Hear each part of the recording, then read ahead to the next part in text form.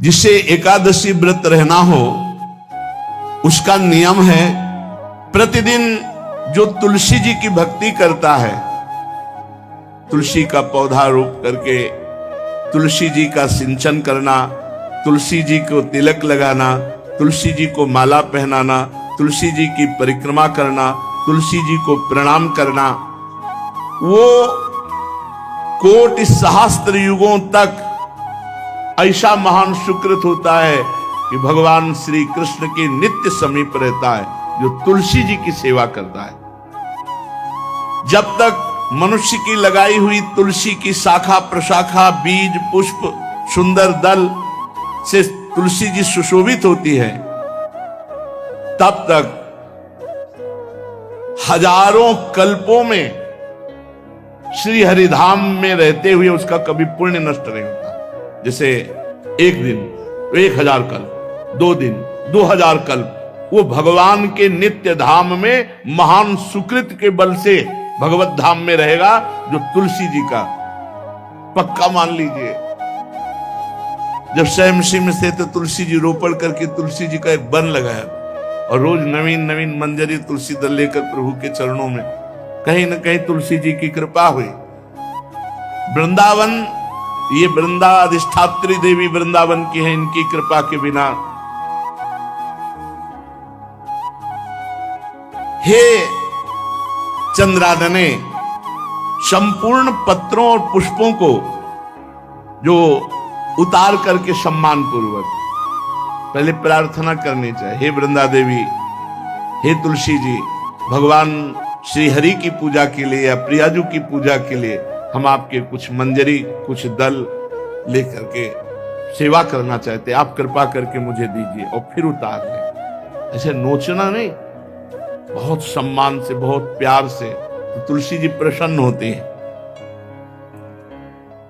जो मनुष्य तुलसी दल से श्री हरि की पूजा करता है, कोई भी पाप उसका स्पर्श नहीं कर सकता। पूर्व में किया हुआ कोई भी पाप उसको दंड नहीं मिलेगा, जो तुलसी जी की आराधना नित्य करता है। अब इतना जल भी न चढ़ा दे, मार पुण्य हो जाए और तुलसी जी अंतर ध्यान अनुकूल जल, जैसे मान लो गमले पे हैं तो इतना बड़ा तांबे का रोज उससे अब भर के लोटा चढ़ा दोगे, 2-4 दिन में अंतर ध्यान हो जाएंगे तुलसी जी। बहुत विवेक से जरूरत है, मतलब भारी पुण्य होगा। अब इतना बड़ा लोटा रोज जल चढ़ाओगे तो 2-4 दिन में पीली होके अंतर ध्यान हो जाएंगे। भाई इतना जल, अनुकूल जल चाहिए, एक तांबे का छोटा सा लिया, ऐसे रोज डालो, उसमें कोई फर्क नहीं, और गमला उठाकर धूप में विराजमान करो। सेवा का मतलब क्या है? जो तुलसी जी को जल अर्पित करके तुलसी जी की सेवा करता है, हरि चिंतन करता, कभी कोई पाप उसका स्पर्श नहीं कर सकता। 100 भार सोना, 400 भार चांदी,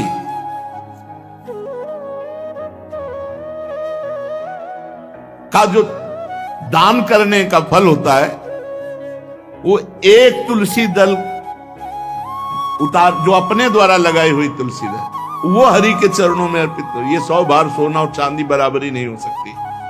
कितना महत्व है।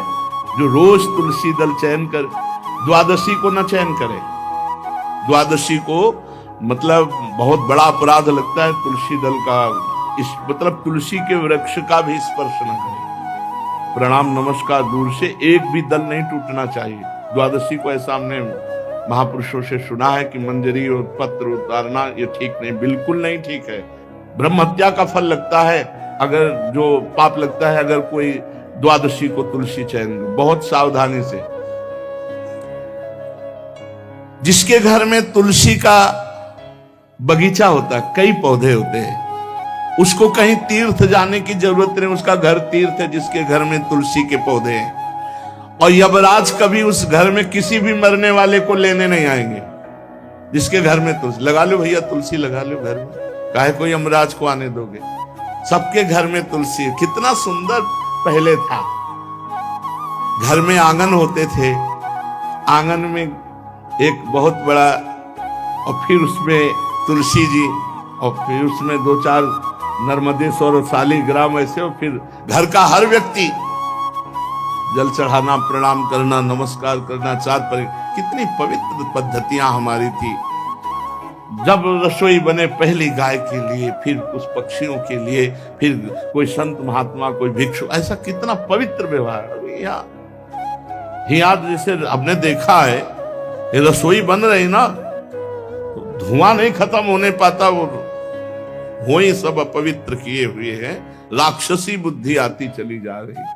तुलसी जी, ये भागवती को वस्तु है। हमें लगता है बालकनी तो होती है, बढ़िया बालकनी में एक ऐसा उठाने धरने वाला स्टैंड लोहे का रखो कि तुलसी जी को विराजमान कर दो। जिसके घर में तुलसी जी विराजमान होती, उसके घर में यमराज कभी नहीं जाते। जो तुलसी जी का सेवन करता है, उसकी सारी कामनाएं तुलसी जी पूर्ण कर देती है।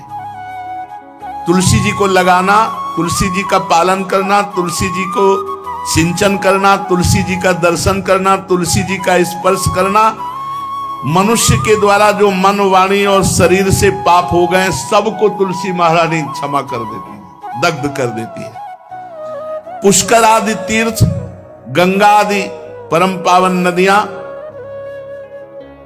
ये सब जो स्नान आदि, अवगाहन आदि करने का फल देते हैं, वो केवल तुलसी जी घर में विराजमान है, उसको फल मिल जाएगा।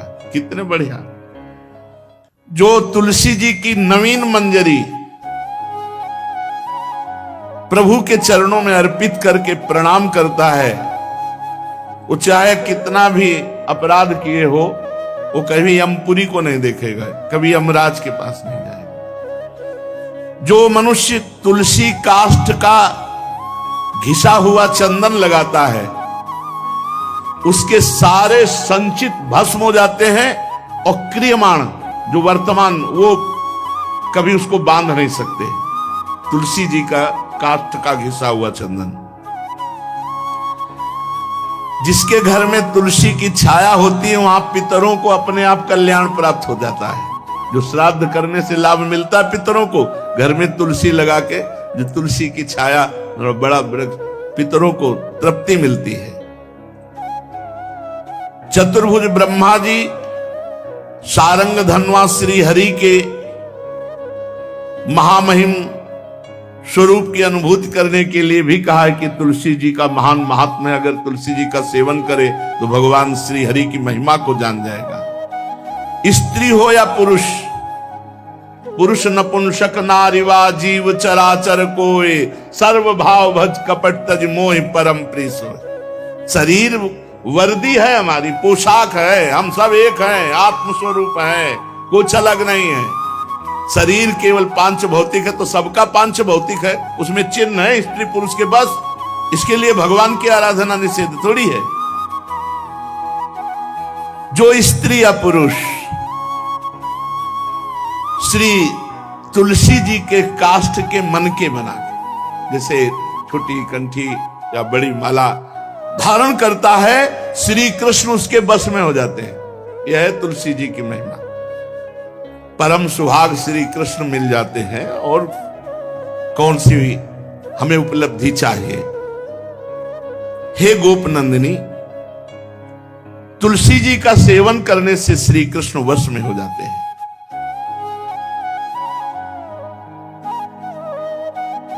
जो तुलसी की माला से नाम जप करता है, काउंटर वाली बात तो स्मृति के लिए भाई है, हम निषेध नहीं करते, नहीं बहुतों के भजन बंद हो जाएंगे, पर हम इतनी महिमा जरूर बता देते हैं कि तुलसी माला से जो नाम जप किया जाता है, उससे आध्यात्मिक सिद्धि बहुत जल्दी होती है।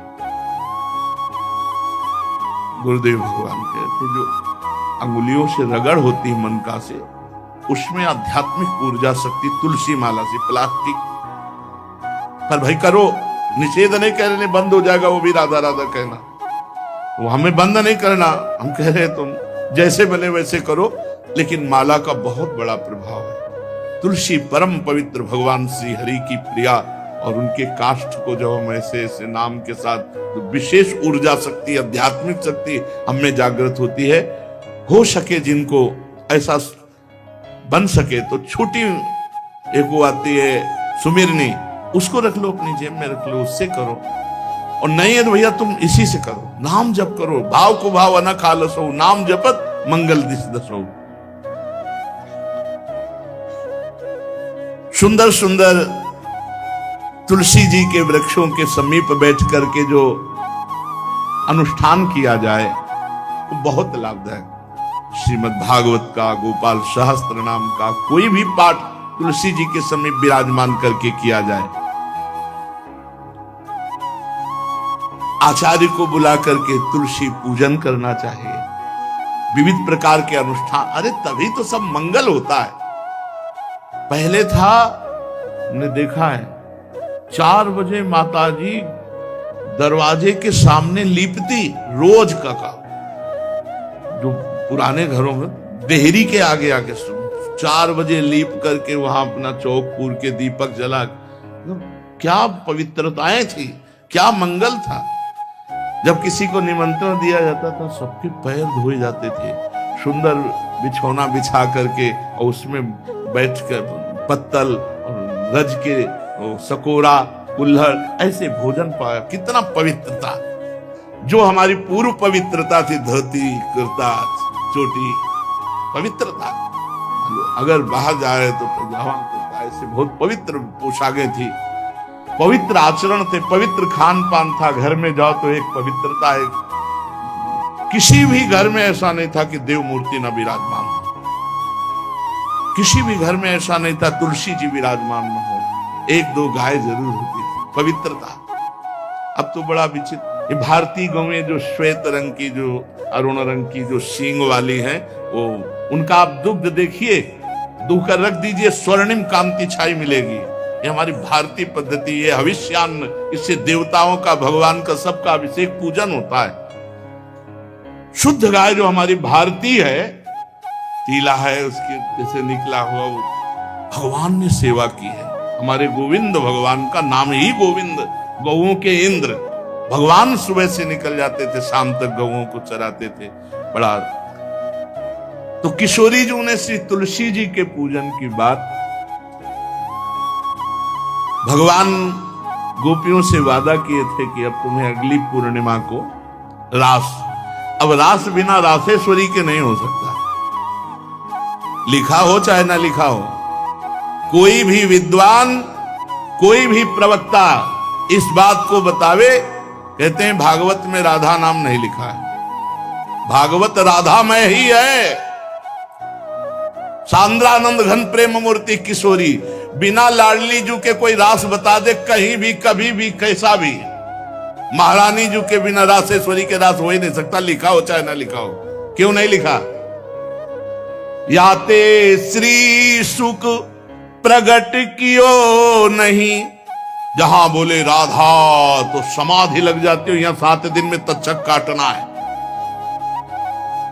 श्री सुखदेव जी ने महारानी जी का नाम, हरिराम व्यास जी कह रहे, याते श्री सुख प्रगट कियो नहीं, जानि सार को सार परम धन, राधा नाम आधार। वैसे तो रोज संकेत वन में, पीछे हमने चर्चा की थी, प्रेम सरोवर में प्रियालाल मिलते थे, नंदगांव बरसा। आज लालू ने एक नई लीला रची, गोप देवी लीला है। श्री लालजू महाराज प्रियाजू को रास के लिए, उन्होंने सोचा एक बार छलिया रूप रख करके महल में प्रवेश करते हैं, देखते हैं लाडली जू पहचानती है कि नहीं, और कितना प्यार लाडली जू करती है। महाराज तो जो रूप धारण करे तो सभी सुंदर हैं, तो सुंदरता के समुद्र हैं। जब नकबेसर धारण करते ना, अंजन और घूंघट नीलांबर का, महाराज हृदय चूर चूर हो जाए, ऐसे सुंदर है। गोरी किशोरी भी चकोरी है जिनकी, नीलांबर धारण करके, और जिस समय लाली लगा के महाराज अपने राधा पी जी को कभी कभी जब आते हैं तो देखो ऐसा लगता है यार बलिहार है महाराज, जो रूप धारण करते सीधे हृदय पर प्रहार करते हो। प्रभु ने गोप देवी का रूप धारण किया, गोपांगना का। श्री चरणों में नूपुरों की झनकार, कटी में करधनी जिसमें क्षुद्र घंटिका लगी हुई है।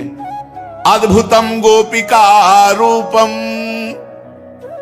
चलत झंकार नूपुरम किंकिणी घंटिका शब्द मंगुलीयक भूषितम। बड़ी दिव्य अंगूठियां धारण किए हुए अंगुलियों पे, कमर में करधनी जो रुंझुन रुंझुन, श्री चरणों में नूपुर और रत्न कंकण केयूर मुक्ताहार विराजितम। कलाइयों में रत्न जटित कंगन, बीच बीच में चूड़ियां, कंगन ऐसे, बाजूबंद, कंठा, मोतियों के हार और शीश फूल, केशपास, बेणी रचना, नासिका में मोती की बुलाक, बेशर और अलकावली, घुंघराली अलकावली, श्याम वर्ण के केश। ऐसा रूप धारण किया जो देखे मुग्ध हो जाए, श्याम सुंदर को। वृषभानु भवन की तरफ चले। खाई और परकोटों से युक्त वृषभानु भवन 4 दरवाजों से सुशोभित, प्रत्येक द्वार पर काजल के समान वर्ण वाले गजराज झूम रहे। राजभवन की बड़ी मनोहरता है। उस मंडप प्रांगण में वायु के समान वेग वाले घोड़ों से अंगरक्षक, महल की रक्षा करने वाले चारों तरफ दौड़ रहे वृषभानु भवन में। और बड़ी ही सुंदर सुंदर गौएं, धर्म धुरंधर बलवान शाण रमा रहे।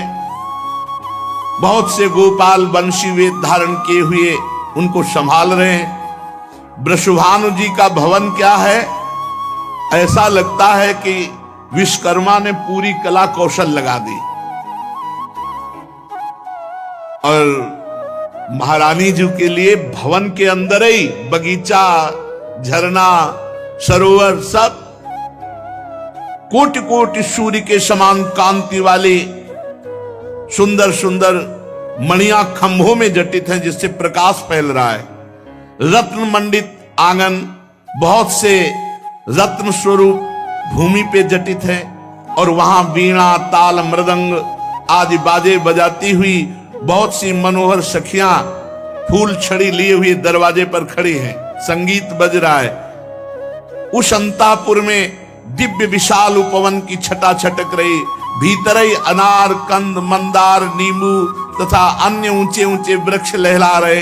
केतकी, मालती, माधवी लताएं बड़ी सुंदर वृक्षों का आलिंगन किए हुए श्री राधा निकुंज महल के अंदर ही कल्प वृक्ष के फूलों की सुगंध से भौरे मत वाले हो रहे हैं। शीतल मंद सुगंध वायु चल रही है। कहीं सहस्त्र दल कमलों के पराग को बारंबार वायु बिखेर रही है। निकुंज शिखरों पर बैठे हुए मोर कभी नाचते हैं, कभी कूक रहे हैं, कहीं कोकिला, कहीं सारस, कहीं सुख। और फूलों के सहस्त्र सहस्त्र सैयाएं जगह जगह, कभी लाडली जो इधर से निकले किसी में भी विराजमान हो जाएं। मेघ मंदिर में सैकड़ों फुहारे छूट रहे।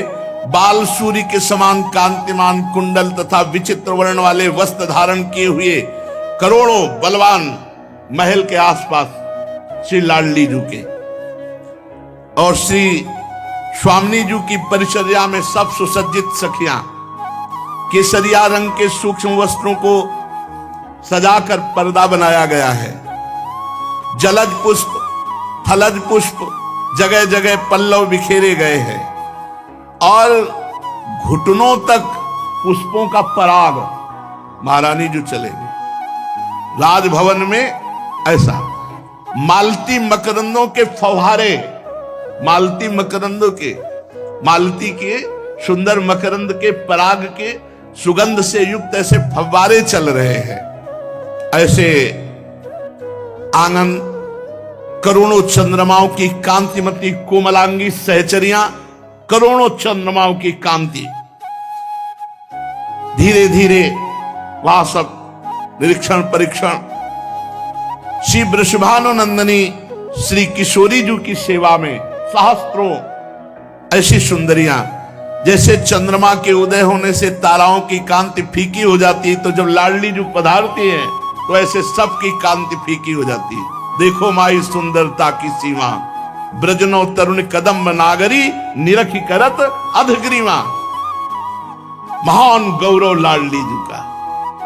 श्री किशोरी जी की अगवानी करने के लिए सखियां दौड़ पड़े। लाडली जी को संभाल संभाल के कर कमल पकड़ करके पराग मार्ग से सिंहासन पर बिठाया। फिर लाडली जी की जैसी सेवा होती, कोई चवर, कोई पंखा, कोई व्यजन, कोई पान बीड़ी। अब ये गोप सुंदरी थोड़ा घूंघट करके सकुचाती हुई कोई टोक न दे, वृषभानु भवन में पहुंची। एक सखी ने देखा फूल छड़ी से, कौन हो आप? मैं गोप सुंदरी हूं, गोप देवी। क्या कार्य है? आपकी महारानी से मिलना है, मुझे शिकायत करना है। क्या शिकायत करनी? शिकायत करना है तो बाबा से करो जाकर। वो बात बाबा से नहीं कह सकती जो बात हमारे साथ हुई है, वो बात केवल लाडली जी से कह सकती है और वही हमारा निर्णय कर सकती है। हाँ, तो कोई गंभीर बात है, गंभीर बात है। इसीलिए तो महारानी जी, कोई गोप सुंदरी आई अपने को बोल रही और वो आपसे अपना न्याय करवाना चाहती है, आदर पूर्वक उसको लाओ। पुष्पों के पावड़े जहां थे वहीं से गोप सुंदरी को घूंघट इतना किए हुए हैं, क्योंकि लाडली जी के सामने नेत्र चपलता इनकी खुल जाती है, तो इतना घूंघट किए हुए हैं। आदर से सत्कार पूर्वक पार्श्व में एक सिंहासन आसन डलवाया। आओ, तुम हमारी अतिथि हो, तुम्हारा स्वागत है, बैठो। कुछ खाओ पियोगी? हृदय जल रहा है, खाएं पिए क्या? नहीं, बात क्या हो गई? ऐसा क्या हृदय जल रहा है? कुछ आपको नहीं, हमारी पहले बात सुन लो और न्याय कर दो, बस हो गया। अच्छा सुंदरी, तुम्हारा स्वागत है। स्वागतम ते सखि शुभे नामधेयम बदासु में, भूरि भाग्यम ममई वाद्य भवत्यागतया स्वतः। स्वागत है सुंदरी, तुम्हारा स्वागत है। मुझे ऐसा लग रहा है मेरे भाग्य से तुम आई हुई हो, क्योंकि जब मैं तुम्हारे जो अंग खुले दिखाई दे रहे हैं उनको देखती हूं तो मुझे विशेष सुख मिलता है, जैसे मेरे प्रीतम के सुख, मेरे प्रीतम की स्मृति आपके दर्शन से आ रही है। त्वत्समानम दिव्य रूपम दृश्यते नहीं भूतले, यन्न त्वं वर्तसे शुभ्रू पत्तनम धन्यमेव तत्। सुंदरी, तुम्हारा स्वागत है। भूतल पर तुम्हारे समान दिव्य रूप नहीं हो सकता। शुभ्रू, तुम जैसी सुंदरी कहां निवास करती है? धन्य है वो नगर जहां तुम निवास करती है। प्रिया जी, इतना क्यों? क्योंकि श्याम वर्ण की अंगूठी पहने हुए, श्याम वर्ण की कांति अंगों से, तो प्रिया जी को अपने लाल जी की याद आ रही, प्रीतम की याद आ रही, प्रभु की याद आ रही। तुम अपने आगमन का कारण विस्तार पूर्वक बताओ, मेरे योग्य जो कार्य होगा मैं अवश्य करूंगी। तुम्हारी चाल ढाल बहुत सुंदर है। रियाजू ने आते देखा था, तुम्हारी चाल ढाल बहुत सुंदर लगती है। हे वृषभानुनंदिनी शुभ्रे, मैं तुम्हें कैसे बताऊं? शायद तुम बर्दाश्त नहीं कर पाओगे। नहीं, बोलो ना, क्या बात है? पूछा मेरा नगर कौन सा है, तो सुन लो। मैं गोकुल में, जो नंदगांव पास में है, नंद भवन में उत्तर दिशा में मेरा निवास है। मैं गोप देवी कहलाती हूं। मैंने ललिता जी के मुख से तुम्हारी महिमा सुनी है कि तुम न्याय ठीक करती हो, बड़ी करुणामयी हो। आपकी रूप माधुरी, गुण माधुरी, चंचल लोचने, प्रधान उद्देश्य तो तुम्हारा दर्शन है। और दूसरी बात एक शिकायत करनी है, न्याय लेना है हमें। कमल लोचने जहां ललित लवंग लता की सुगंध छा रही है, गुंजा निकुंज में मधुपो की मधुर ध्वनि से युक्त कंज पुष्प खिल रहे हैं, ये राधा निवास आज मैंने अंदर देखा, जीवन में पहली बार देखा।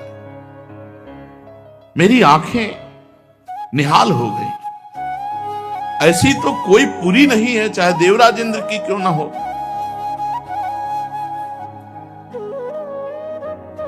अब वो वार्ता कर रहे, लाडली जी से गोप देवी ने कहा, मेरी आंखें तो सार्थक हो गई, शीतल हो गई, पर मेरा हृदय जल रहा है। क्या ये जो नंद गांव में एक श्याम सुंदर है, आपने सुना होगा, श्री जी सावधान, रोज हमको परेशान, रोज परेशान। मैं नहीं चाहती, मैं तो उनको देखना भी नहीं चाहती, बोलना भी नहीं चाहती, लेकिन वो रोज हमारी तरफ देखते हैं, बोलते हैं और हमको तंग करते हैं। अब तुम ही बताओ, किसी भले घर की, लालू भले घर की किसी को ऐसे, अब ये बात तो बाबा से नहीं कह सकती ना।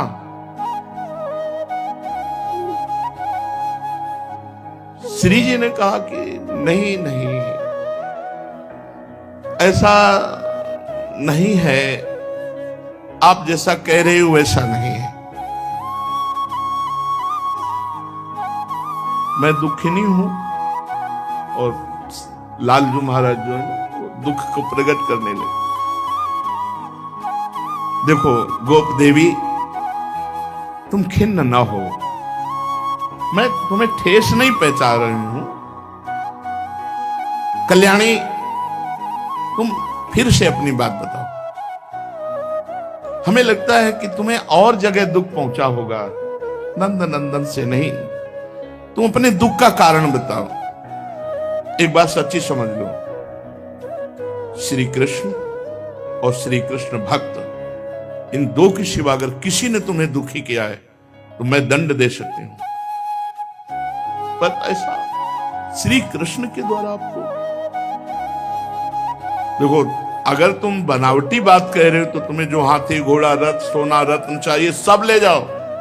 सही बात बताओ, निश्चल भाव से, जैसे मैंने तुम्हें अपना मित्र माना वैसे ही तुम मित्रता का बर्ताव करके बताओ। देखो, श्री जी ने कहा कि तुम हमारी मित्रता में कपट न, अगर जो मित्रता में कपट करता है उसको धिक्कार है। गोप देवी ने कहा, राधे, बरसाना गिरी की घाटियों में मनोहर सांकली गली है। खुली बात तुम्हें बताया, अभी तक तो हम गुप्त बता रही थी। मैं दही बेचने जा रही थी, इतने में नंद का आ गया। नौ तरुण तो है ही है, और आप तो जानती हैं सुंदर भी है। तो आप ही है कि मैं सुंदर हूं के लिए श्री जी ऐसे करे? आप जानते हो सुंदर भी है।